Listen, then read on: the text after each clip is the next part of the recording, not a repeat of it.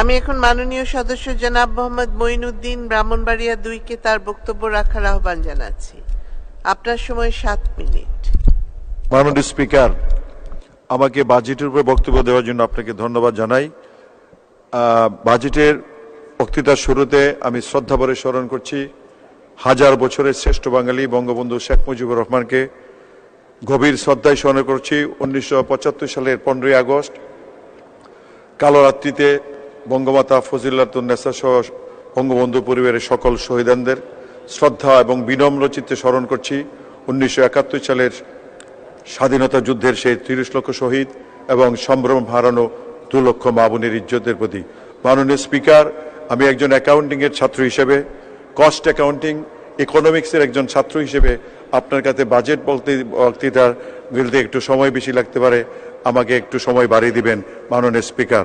মাননীয় স্পিকার, আমার কাছে বাজেট একটি এক্সপেন্ডিচার আর ইনকামের স্টেটমেন্ট নয়, আমার কাছে বাজেট একটি জাতির আগামী দিনকে এগিয়ে নেওয়ার জন্য একটা পরিকল্পনা, একটা প্ল্যানিং।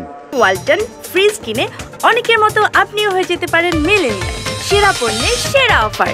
মাননীয় প্রধানমন্ত্রী দেশরত্ন শেখ হাসিনার প্রত্যক্ষ নির্দেশে মাননীয় অর্থমন্ত্রী প্রতিকূল অবস্থার মাঝেও সারা বিশ্বের অর্থনৈতিক অবস্থা যখন টালমাটাল, ইউক্রেন রাশিয়ার যুদ্ধ, প্যালেস্টাইন ইসরায়েলের যুদ্ধ এবং ইসরায়েল ইরানের যুদ্ধ অবস্থা, সোমালিয়ার জাতিগত যুদ্ধ, সিরিয়াতে যুদ্ধ, সারা বিশ্বে প্রায় 34টি দেশে এখন যুদ্ধ অবস্থা।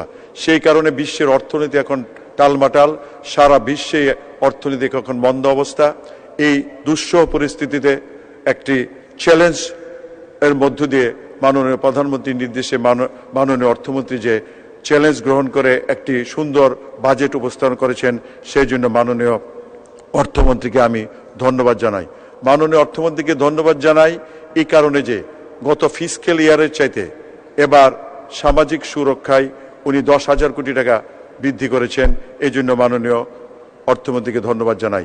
মাননীয় অর্থমন্ত্রীকে ধন্যবাদ জানাই টিসিবির মধ্য দিয়ে ওএমএস এর কার্যক্রম পরিচালনার জন্য গত ফিসক্যাল ইয়ারের চাইতে 2024-2025 ফিসক্যাল ইয়ারের জন্য উনি শতকরা 4 ভাগ বরাদ্দ বাড়িয়ে দিয়েছেন। বিজিএফ কার্ডের সুবিধাভোগীদের জন্য অ্যালটমেন্ট এবং অ্যালোকেশন উনি 7% বাড়িয়েছেন। মাননীয় প্রধানমন্ত্রীর বঙ্গবন্ধুর কন্যা দেশরত্ন শেখ হাসিনা আমাদের স্বপ্ন সাহসীর ঠিকানা, যিনি বৎসরের শুরুতেই কোমলমতি ছাত্রীদের হাতে বই তুলে দেন। গণতন্ত্রের বইছে হাওয়া, শিক্ষা আমাদের প্রথম চাওয়া। সেই প্রাথমিক গণশিক্ষায় মাননীয় অর্থমন্ত্রী 4,000 কোটি টাকারও বেশি কোটি টাকা এখানে বরাদ্দ বাড়িয়েছে, জন্য মাননীয় অর্থমন্ত্রীকে ধন্যবাদ জানাই। মাননীয় অর্থমন্ত্রীকে ধন্যবাদ জানাই এই কারণে যে আমরা এলডিসি থেকে আমরা উন্নয়নের দেশ হিসেবে আমরা এগিয়ে যাচ্ছি। 2026 সালের মধ্যে আমরা উন্নয়নশীলের মর্যাদা পাব এবং 2041 বাংলাদেশের ডেল্টা প্ল্যান 2100 এবং 2030 এসডিজি অর্জনে আমরা ভালোভাবে এগিয়ে যাচ্ছি। মাননীয় স্পিকার, আপনার মধ্য দিয়ে মাননীয় অর্থমন্ত্রীকে সেই জন্য ধন্যবাদ জানাই। মাননীয় স্পিকার, কিন্তু এই বাজেটে আমি দেখেছি যে একটা ডিফিসিট বাজেট, ঘাটতি বাজেট। এটা অবশ্য নেসেসিটি নোজ নো রোল, প্রয়োজন কোনো বাধা মানে না। এই কারণে সরকার ব্যাংক খাতে বোরোয়িং দেখিয়েছে প্রায় 1,70,000 কোটি টাকার উপর। ব্যাংক হাত থেকে যদি সরকার বোরো করে তখন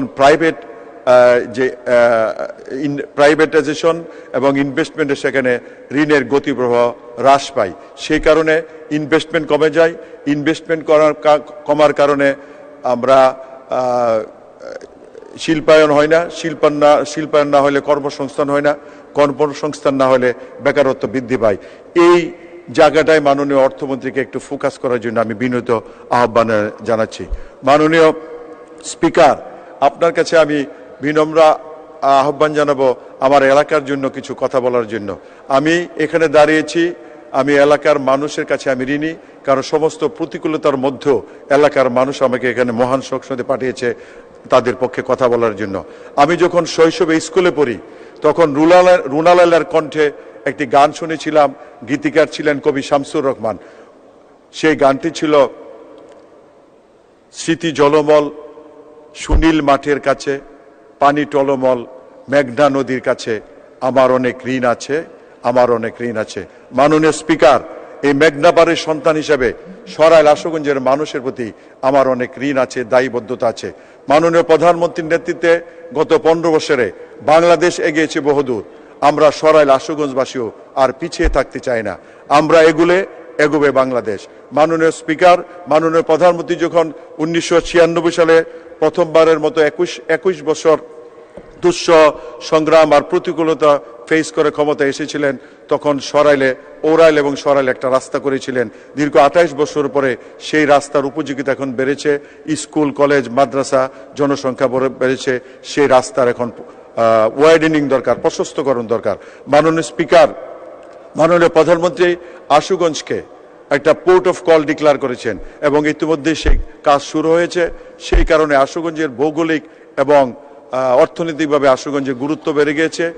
আশুগঞ্জে কয়েকটি কেপিআই প্রতিষ্ঠান আছে এবং সেখানে ফার্টিলাইজার, ওয়াবদা, Ashuganj power station company, Ashuganj খাদ্যশস্য সাইলো এবং গ্যাস ট্রান্সমিশন কোম্পানির মতো কেপিআই প্রতিষ্ঠান আছে। সেই কারণে এর অর্থনৈতিক গুরুত্ব বেড়ে গেছে।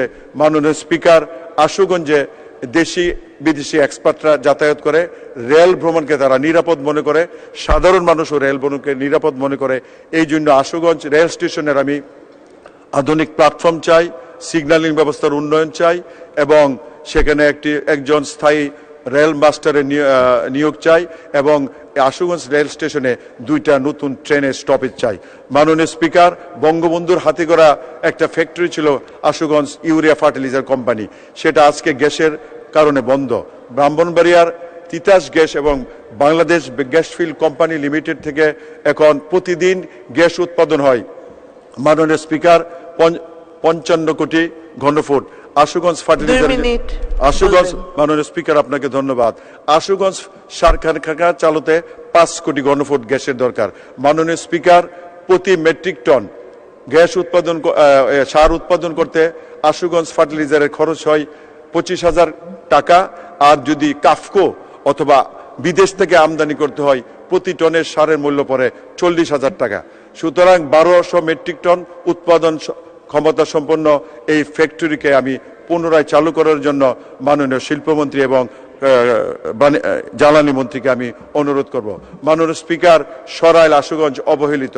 মাননীয় প্রধানমন্ত্রীকে ধন্যবাদ জানাই, আশুগঞ্জে ইলেকট্রিক হাব করেছেন, কিন্তু ইনফ্রাস্ট্রাকচার ডেভেলপমেন্ট আমাদের খুবই খারাপ অবস্থা, আমাদের রাস্তার বেহাল অবস্থা। আমরা সরাইল আশুগঞ্জকে রাস্তাঘাটে উন্নয়ন সমৃদ্ধশালী দেখতে চাই, আমরা সুষম উন্নয়ন দেখতে চাই। মাননীয় স্পিকার, আমি দুই একটা কথা বলে বক্তব্য শেষ করতে চাই। ছোটবেলায় কবিতা পড়েছিলাম মাইকেল মধুসূদন দত্তের সেই অমর কবিতা সনেট। উনি বিদেশে থেকে ইউরোপে পাড়ি দিয়েছিলেন, অর্থনৈতিক টানাপোড়েনের কারণে উনি জমিদারের সন্তান ছিলেন। সেখানে গিয়েও তিনি কপোতাক্ষ নদীর উপরে একটা কবিতা লিখে বলেছিলেন, সতত হেনত তুমি পরমোর মনে, সতত তোমার কথা ভাবিয়ে বিরলে, বহু দেশ ঘুরিয়াছি বহু নদ জলে, কিন্তু এ স্নেহের তৃষ্ণা মিটে কার জলে। একজন কবির যদি দেশপ্রেম থাকতে পারে, তাহলে কতিপয় দুর্নীতিবাজ আমলা, কতিপয় দুর্নীতিবাজ রাজনীতিবিদ, কতিপয় দুর্নীতিবাজ ব্যবসায়ীদের কারণে আজকে বাংলাদেশের হাজার হাজার কোটি টাকা বিদেশে পাচার হচ্ছে। কানাডার বেগমপাড়ায়, আবুধাবিতে এবং মালয়েশিয়াতে তারা সম্পদের পাহাড় গড়েছেন। মাননীয় প্রধানমন্ত্রী, যার ধমনীতে বঙ্গবন্ধু রক্ত প্রবাহিত, যে রক্ত কোনো পরাভব মানে না, যিনি দুর্নীতি বিরুদ্ধে জিরো টলারেন্স, মাননীয় প্রধানমন্ত্রী এই অপকর্মের দায়িত্ব নিতে পারে না। মাননীয় প্রধানমন্ত্রীর প্রতি আহ্বান জানিব, যারা দেশের টাকা পাচার করে দেশকে অর্থনীতিকে ধ্বংস করতে চায়, তাদের অপকর্মের দায় দায়িত্ব মাননীয় প্রধানমন্ত্রী এবং তার ক্যাবিনেট এবং এই মহান সংসদ নিতে পারে না। মাননীয় স্পিকার, আমি এই জন্য আহ্বান জানাবো, বৈধ রেমিটেন্সের পথে সেই টাকা যেন ফেরত আসে, সেই উদ্যোগ নেওয়ার জন্য মাননীয় স্পিকার আপনার কাছে আহ্বান জানাবো। পবিত্র কুরআনুল কারিমে আল্লাহ বলেছেন, ইন্নাল্লাহা লা ইউহিব্বুল মুতাদিন, আল্লাহ সীমা লঙ্ঘনকারীদেরকে পছন্দ করেন না। সুতরাং সায়েন্সও আছে, every action has equal opposite reaction. প্রত্যেক ক্রিয়ারই সমান পার্শ্ব প্রতিক্রিয়া আছে। সুতরাং এই দুষ্কৃতীদের বিরুদ্ধে ব্যবস্থা নেওয়ার এখনই সময় এবং মাননীয় প্রধানমন্ত্রী সেটা করবেন সে আশা এবং সেই প্রত্যয় ব্যক্ত করে এই মহান সংসদে দাঁড়িয়ে আপনাকে ধন্যবাদ জানিয়ে আমি আমার বক্তব্য শেষ করতে চাই। জয় বাংলা, জয় বঙ্গবন্ধু, বাংলাদেশ চিরজীবী। আমি মনে হয় তোমারে ভালোবাসি, মনে হয় না, আসলেই ভালোবাসি।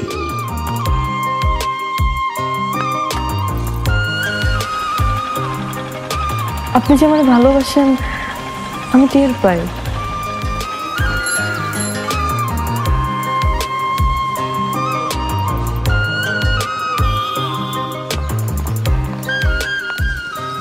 বুকের বাম পাশে যে ব্যথাটা হয় ওই ব্যথাটার কাছে প্রশ্ন করে দেখো না ভালোবাসো কিনা। টাকা 10 টাকা 10 টাকা ঘুরাইয়া দেখেন ভাগ্যের চাকা। Lottery lottery lottery.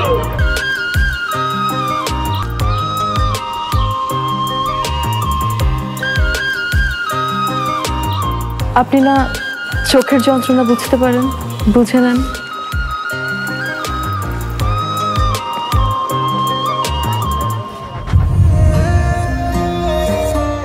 কিন্তু পুরো জগৎ মিথ্যা বলতে পারে, মানুষের চোখ কিন্তু কখনো মিথ্যা বলে না। তোমার ওই চোখ বলে তুমি আমারে ভালোবাসো। আপনি কি আমারে দেখছেন?